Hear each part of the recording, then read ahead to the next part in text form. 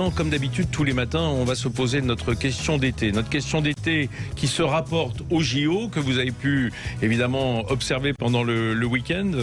Mais on se posait une question avec Marine. On se disait quand même, avec ces circonstances si spéciales, est-ce qu'un athlète peut être vraiment à 100%? Est-ce qu'un athlète peut être au maximum de ses possibilités dans des circonstances aussi compliquées? On vous la pose aussi cette question sur Twitter. Un athlète peut-il être performant quand il est coupé du monde? Et pour l'instant, les tweetos ils sont plutôt pessimistes, Vincent, avec 57% de non. Un athlète ne peut pas être performant dans ces circonstances. Allez les tweetos, réveillez-vous, on veut votre avis. Et puis si vous voulez appeler au 0826 300 300 pour poser des questions directement à nos spécialistes, vous pouvez le faire. Le spécialiste est avec nous en studio. C'est spécialiste de la mémoire des JO. C'est Philippe Ribou, épéiste. Bonjour Philippe. Bonjour Vincent. Merci d'être avec nous ce matin. Merci à vous. Ah non, non, écoutez, on avait besoin, et on aura en ligne, là, dans quelques secondes, Élise Ancard, qui est psychologue et clinicienne du sport à l'INSEP. L'INSEP, qui est le grand institut du sport en France, là où sont formés la plupart, je dirais les plus de 3/4 de nos champions. Et il faut vous demander tout de suite, Philippe, d'abord si vous avez regardé la performance de votre successeur, le petit Romain Canon. Oui, impressionnant, parce que ce qui est surprenant, c'est qu'il n'était pas qualifié normalement pour les Jeux, puisqu'il y avait un athlète, c'était un remplaçant. C'était un remplaçant qui rentrait. Et il a fait, j'ai regardé tous ses matchs, il a fait un parcours incroyable, parce qu'une maturité pour un jeune, 24 ans, à l'épée c'est jeune, puisque c'est l'arme de maturité. Et il est resté très concentré dans son jeu et voilà, il a fait aucune faute et puis il n'a pas hésité à attaquer. Enfin, c'est un bel exemple et moi j'étais vraiment incroyablement surpris par ce jeune, quoi. Alors Philippe Ribou, je vous ai demandé d'être là. Vous avez été porte-drapeau, vous avez été multi-médaillé olympique en individuel, par équipe. On parlait de Romain et après on va quand même se poser la question sur les performances dans les conditions spéciales.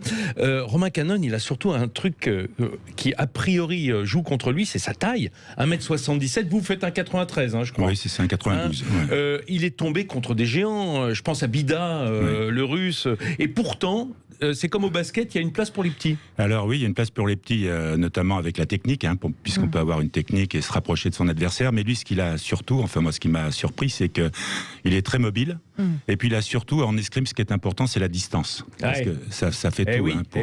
Et il a toujours gardé dans tous ses matchs, je me suis dit, il va peut-être fatiguer, il va peut-être avoir mais il a toujours gardé une distance exceptionnelle, ce qui fait qu'il faisait venir les grands et qui tombaient dans ses dans un piège, dans le filet. Et comme il était mobile, il arrivait à se rapprocher de son adversaire pour attaquer. Il a une escrime assez simple, mais qui est très très efficace. Et sa taille l'a pas handicapé parce que il asphyxiait ses adversaires qui étaient plus âgés et peut-être un peu moins mobiles.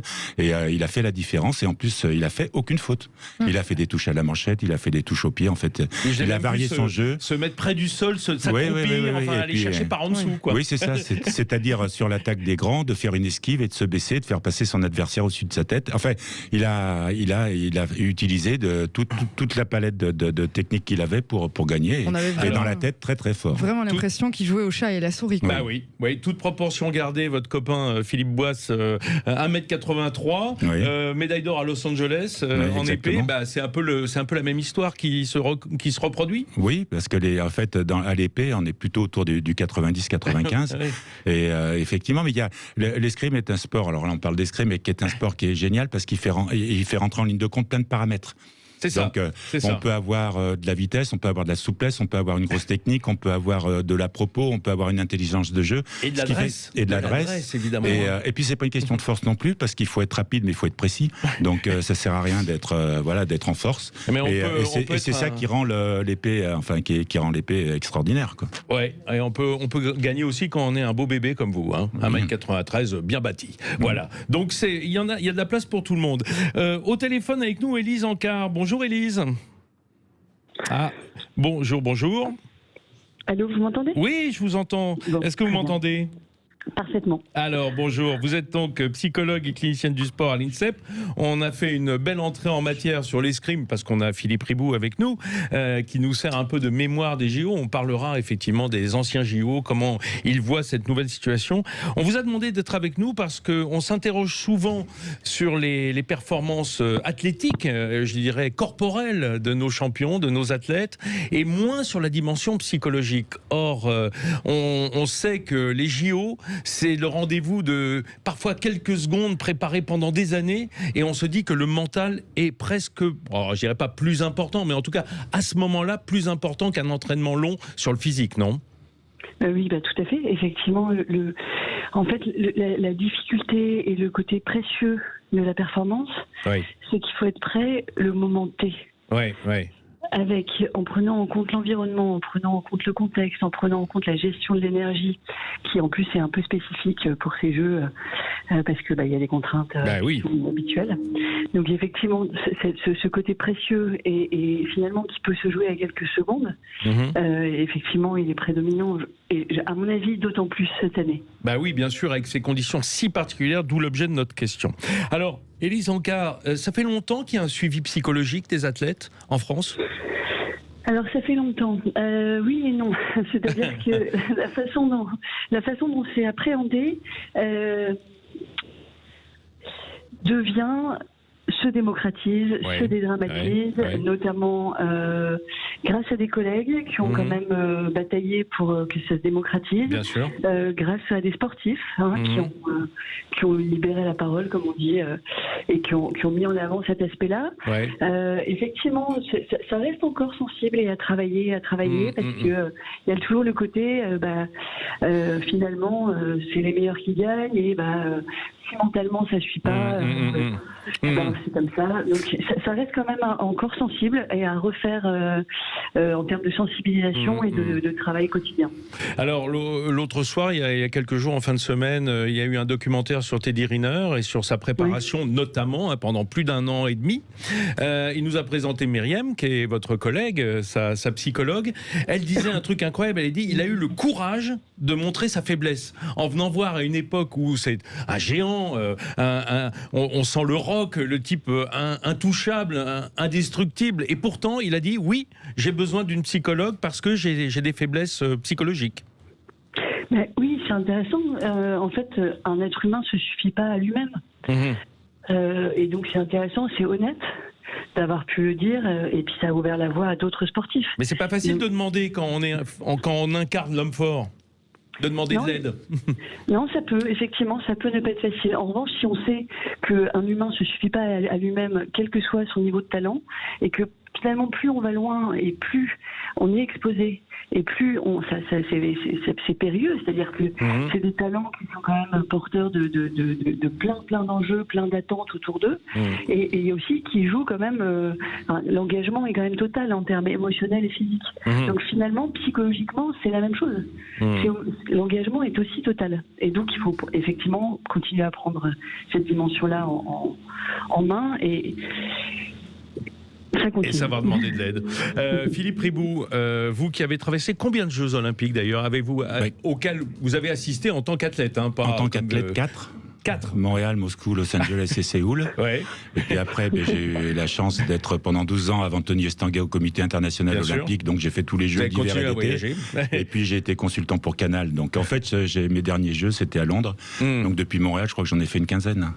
Donc vous avez vécu cette évolution dans la préparation quand vous étiez athlète. Vous l'avez vu rentrer, l'aspect psychologique Oui, complètement, puisque nous, en fait, en dehors de quelques tentatives sur de la sophrologie, des aides comme ça, nous, la partie préparation mentale, en fait, c'était avec les kinés souvent, parce qu'on passait plusieurs heures par semaine avec les kinés. C'était eux qui nous servaient ils nous servaient de psy parce qu'on pouvait se parler et c'était un moment privilégié.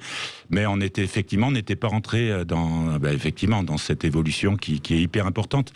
Ce que je voudrais dire, c'est que dans les sportifs de haut niveau, il y en a deux sortes. Il y a ceux qui ont eu un passé difficile, une jeunesse difficile et qui se battent. Et moi, j'en connais plein. C'est mon cas, c'est le cas de Thierry Ray, Et donc, effectivement, la partie psychologique est hyper importante de suivre. Sûr.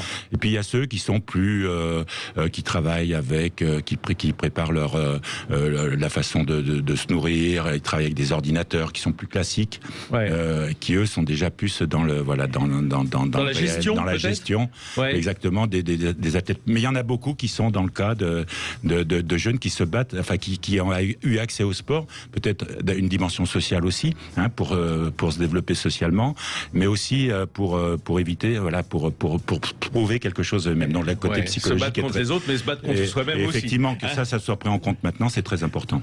Philippe Riboud, restez avec nous. Élise Ancard, restez avec nous. On va se poser la question maintenant qu'on a planté le décor du psychologique chez l'athlète. Posons-nous la question de la situation si compliquée cette année à Tokyo. Allez, à tout de suite. Sud Radio. Parlons vrai. Parlons vrai. Ces routes de l'été nous mèneront dans quelques dizaines de minutes dans le Vaucluse pour découvrir ce beau département et toutes ces merveilles. Mais cette route passe, et oui, c'est comme ça, par Tokyo ce matin. C'est un autre chemin. Il faut tous les essayer avant de choisir. Ce matin, on se pose la question après avoir regardé ce début glorieux ou pas des JO. On se pose la question de savoir si nos athlètes sont armés psychologiquement, si la performance est vraiment possible dans des circonstances aussi compliquées. Vous me direz, tout le monde est logé à la même enseigne? Oui, mais pas tous les sports. Alors, ce matin, en studio avec nous, Philippe Riboud, médaillé olympique à l'épée, escrimeur, connu, qui a été porte-drapeau. Pourquoi est-ce qu'on est choisi comme porte-drapeau, d'ailleurs? Qu'est-ce qu'on vous a dit à l'époque? À l'époque, c'était un mélange de résultats, hein, et puis j'avais déjà un petit background de quelques médailles olympiques. Et puis aussi pour le caractère, parce qu'on n'est pas seulement porte-drapeau, on est capitaine de l'équipe de France. C'est ça. Et moi, enfin avec le fait que j'étais plutôt en fin de carrière, j'ai vraiment eu ce rôle de capitaine qui était important de parler. Le grand frère, exactement. Et ça a été pour moi une aventure vraiment incroyable, parce que ça a changé un peu ma vision effectivement de cette ambiance d'équipe, quoi. Alors justement, c'est pour ça qu'on se pose la question ce matin. Vous le savez, crise sanitaire oblige, et notamment au Japon, des conditions drastiques, hein, d'abord d'isolement dans le village, hein, puisque si j'ai bien compris, chacun est un peu confiné dans son petit espace, dans sa chambre. Ça doit être très difficile. Vous avez vécu, on va dire, des JO beaucoup plus conviviaux, j'imagine. Je peux donner une anecdote. Ah oui, oui, on est là pour ça. Hein. J'étais aux Jeux de Montréal, j'avais 18 ans, 19 ans, et je rentre dans le village et je vais m'asseoir. Il y a des restaurants où ils servent toutes les nourritures, enfin voilà, qui sont immenses. Et puis je m'assois et en face de moi, je vois un gars énorme, et puis une femme de mètres, je sais plus combien, c'était Simonova et l'haltérophile. Il avait le ventre qui arrivait au milieu de la table, et j'étais là et je me suis dit, là je suis vraiment au jeu, quoi. Et c'est ça les jeux, c'est ça qui est magique. Cette diversité incroyable. Et puis on est voilà, c'est une aventure qui est incroyable pendant 15 jours, 3 semaines.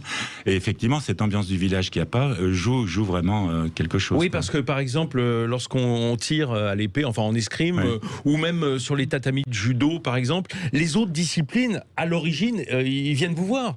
C'est-à-dire qu'il y a une circulation à l'intérieur de cet espace olympique, des équipes d'autres disciplines qui découvrent par exemple la vôtre. Oui, et puis il y a tous les pays représentés, donc on est non seulement ensemble, puis il y a des animations, il y a des théâtres de verdure, il y a des endroits où on se retrouve. Ça, on parle du passé, hein. On est d'accord. Hein. Voilà, et effectivement, c'est des moments hyper importants de faire connaissance, d'échanger, et puis de se décontracter aussi, ou de se préparer avant sa compétition. Ok.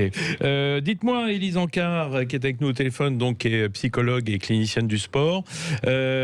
Quel retour avez-vous de Tokyo cette année? Parce que on va dire que l'aspect psychologique est un peu spécial, avec les conditions terribles, puisque, on le rappelle, les athlètes n'ont pas eu le droit d'emmener leur famille ou leurs proches. Évidemment, tout cela est extrêmement contingenté, les équipes sont réduites au minimum, pas de circulation, comme le disait à l'instant Philippe Riboud, des athlètes vers les autres disciplines. Ça doit être terrible pour ces gens qui attendent ce moment depuis 4 ans. Ouais, je pense que le côté festif et convivial, effectivement, n'y est pas.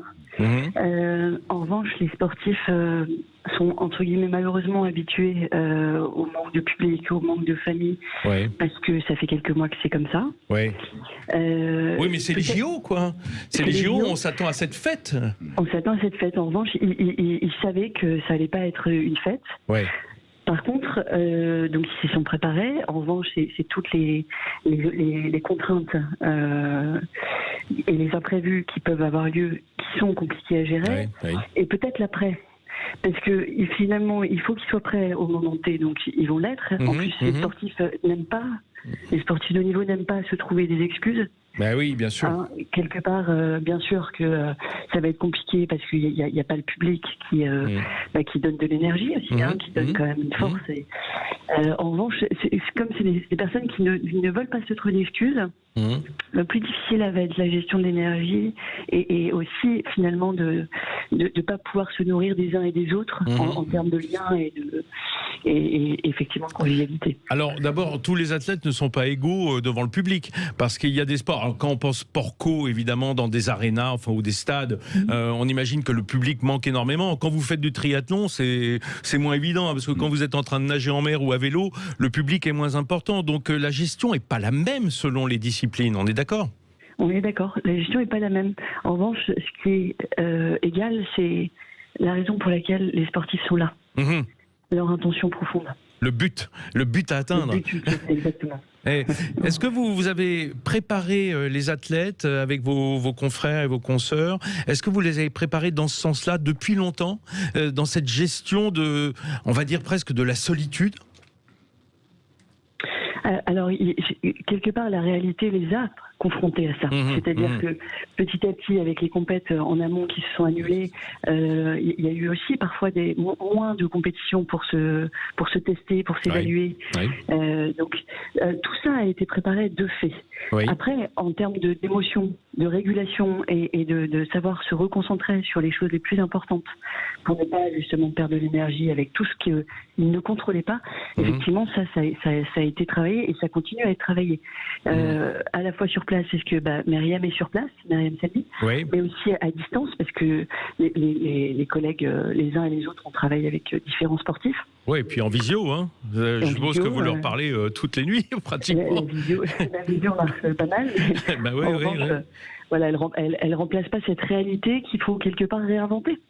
C'est-à-dire, ces Jeux Olympiques, ils sont assez exceptionnels dans le sens où c'est un petit peu quand même réussir l'impossible avec toutes les contraintes sanitaires. Et puis une porte de sortie aussi, hein, pour tous ceux qui regardent. Il y a un peu cet espoir de la fin de la pandémie, quoi, à travers le sport. Oui, bien sûr, c'est vraiment ça. Je trouve ce que ça véhicule avec l'état d'urgence en ce moment à Tokyo.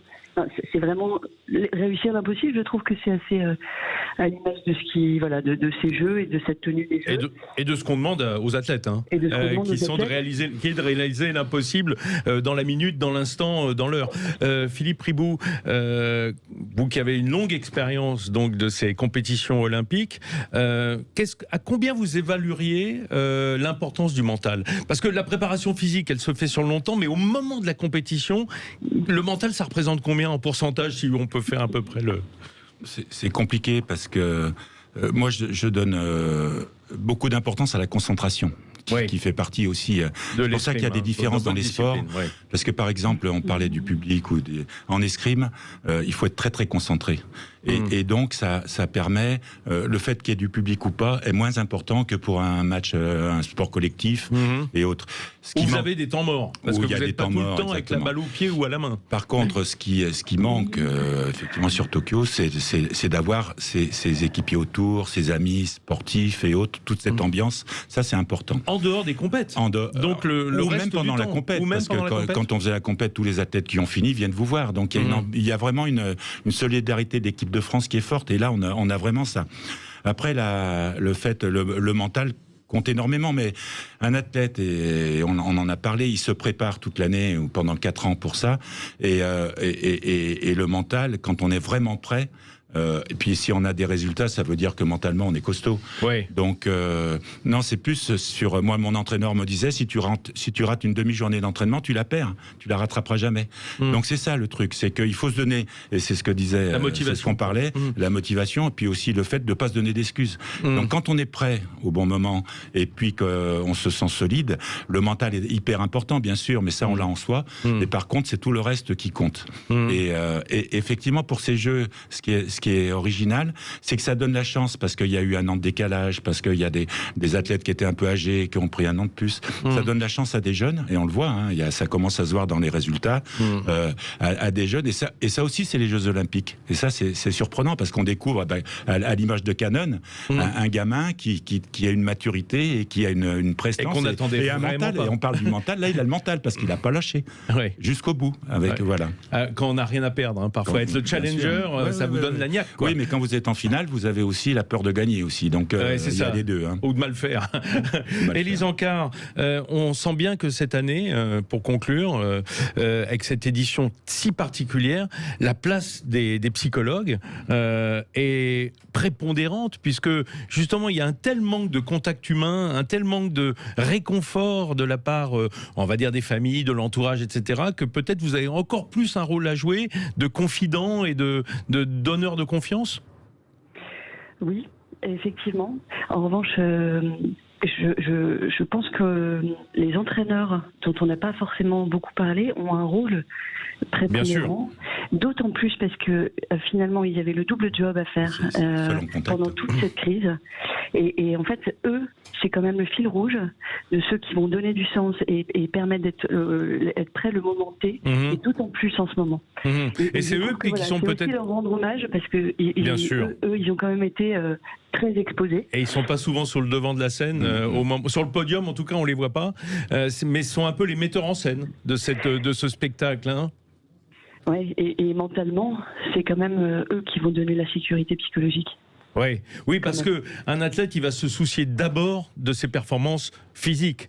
Hein, c'est là qu'il a besoin d'être prêt, et le mental va suivre en fait. Hein. Si vous vous sentez bien dans votre corps, j'imagine que quelque part vous êtes enclin à vous sentir mieux dans votre tête. Oui, évidemment. Et ça, c'est le rôle du psy. C'est-à-dire, voilà, de regarder un peu qu'est-ce qui peut faire obstacle psychologiquement à la réalisation et à la réalisation de soi, en fait. Oui, parce que on le disait en préliminaire, c'est d'abord un combat contre soi-même, hein, Philippe Riboud, on est d'accord. D'ailleurs, on le voit bien, s'il y a une telle... on va dire, pas une convivialité, mais en tout cas un respect de l'adversaire, on le voit notamment dans votre discipline, c'est que le combat, il est d'abord contre soi. Hein. Complètement. C'est ce que je disais tout à l'heure. Ce que je disais, c'était que l'athlète de haut niveau arrive pour effectivement se mesurer par rapport à lui, pour se dépasser, pour gommer certains points faibles, et puis aussi difficultés qu'il a pu avoir dans la vie. C'est une revanche. Et donc, c'est un chemin de vie, et le sport est génial pour ça.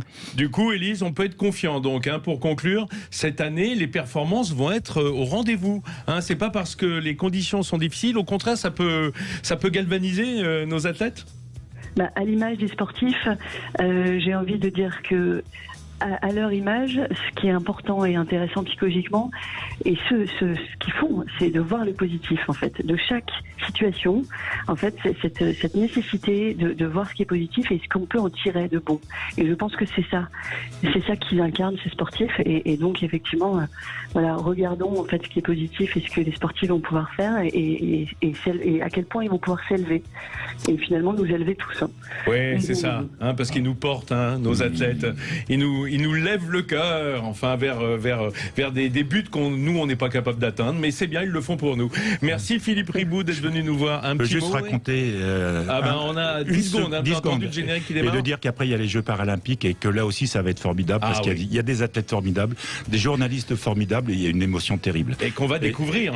Et puis là aussi, les Jeux vont avoir une odeur particulière avec les paralympiques. Ouais, merci de penser à nos athlètes paralympiques. Et je suppose qu'on peut vous appeler la nuit, hein. Vous ne devez pas beaucoup dormir en ce moment. Non, en ce moment, oui. Ok. Pour ceux qui ont le numéro de portable de Philippe Riboud, vous pouvez l'appeler au milieu de la nuit. Merci, allez les amis, on se retrouve dans une minute.